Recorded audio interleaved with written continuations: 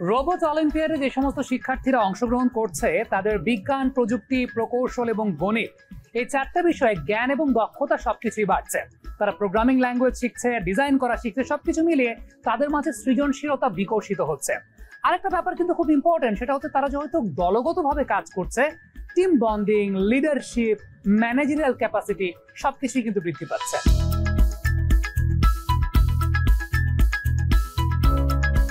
Robotics এমন একটা বিষয় যেখানে আসলে হাতে কলমে একই সাথে বিজ্ঞান, ইলেকট্রনিক্স, প্রোগ্রামিং, প্রবলেম সলভিং, নিজের আশেপাশের বাস্তব একটা সমস্যাকে নিজে একটা যন্ত্র তৈরি করে সমাধান করা, এই কাজটা রোবোটিক্সের মাধ্যমে করা যায়। এবং সেই কারণে আমাদের দেশের যে প্রাইমারি স্কুল বা হাই স্কুলের শিক্ষার্থীরা আছে তারা কিন্তু নিজের শৈশব থেকেই রোবোটিক্স শেখা শুরু করতে পারে। রোবোটিক্সের মাধ্যমে চাইলে শিক্ষার্থীরা নিজের বাসার একটা ছোট্ট সমস্যাকে সমাধান করতে পারে। যেমন বাসায় হয়তো একটা লাইট জ্বালানো দরকার, যেই লাইটটা চাইলে এক হাতে তালি দেওয়া হবে, একটা তালি দিলেই বাসার লাইট জ্বলে উঠবে। অথবা রুমে যখন কেউ থাকবে না তখন রুমে কোনো বিদ্যুৎ সরঞ্জাম ব্যবহার করা হবে না, যখন রুমে কেউ থাকবে তখনই হয়তো বৈদ্যুতিক পাখা বা অন্য উপকরণগুলো চালু হবে। এই কাজগুলো কিন্তু বাচ্চারা ছোটবেলা থেকেই করতে পারে যদি তারা রোবোটিক্স শিখে।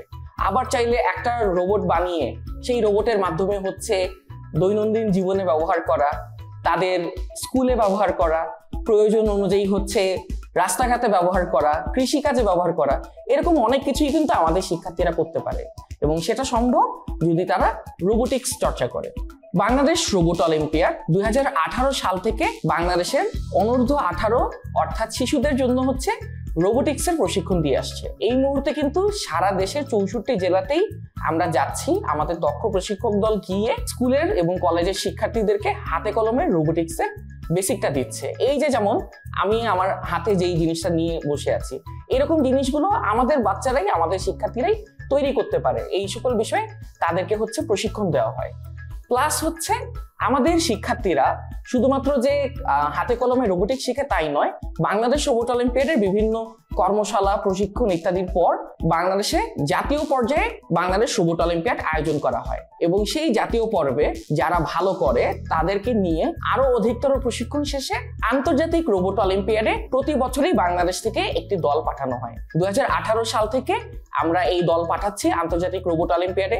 বিভিন্ন বছর থাইল্যান্ড, কোরিয়া, গ্রিস ইত্যাদি বিভিন্ন দেশে এই আন্তর্জাতিক রোবট অলিম্পিয়াড হয়, যেখানে সারা পৃথিবী থেকে প্রায় 1,500 শিক্ষার্থী বা শিশু তারা এসে রোবোটিক্সে নিজেদের মেধা স্বাক্ষর রাখে। এবং আনন্দের বিষয় প্রতি বছরই এই প্রতিযোগিতায় বাংলাদেশ দল কিন্তু গোল্ড মেডেল অর্জন করে আসছে।